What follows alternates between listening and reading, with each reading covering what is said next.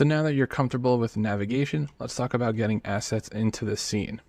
So right over here, you see a bunch of different icons. We have an icon for nature, people and animals, transport. Think of these as cars, vehicles, objects. This can be interior decor, furniture, utilities, effects. Think of like particle effects like smoke and fire and all that.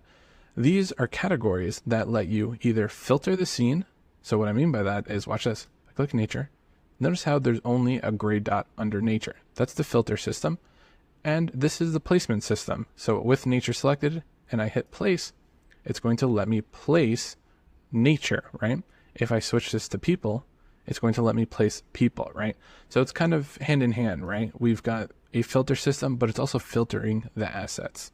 And one of the great things about Lumion, if you're unfamiliar with it, one of the reasons people gravitate towards Lumion is the fantastic asset library, right?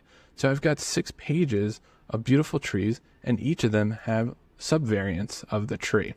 And this is just, under broadleaf, right? You will have all these different tree types that you can choose from. And that's, true for people as well. So look at this. All these different people, different poses, also different styles. We've got silhouettes here.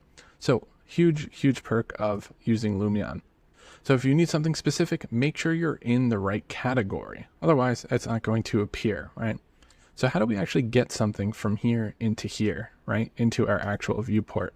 So if I click an object, I'm going to click this guy, and I drag out, notice wherever my cursor goes, he follows. Even if I put it on the building, it's tracking the height of my cursor from the ground.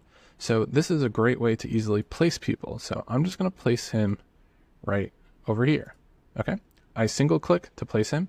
I'm basically in multiple mode. And every time I click, it's going to give me a rotated version of him, right? So that's how you place objects in a scene. And this is just one of the ways that you can place objects. And we'll be talking about that later in the course. But we've got a bunch of different options for placing people. So I suggest now you spend some time just going through each of the categories just so you can see what's available. And then we'll talk about how you modify these objects in the next video.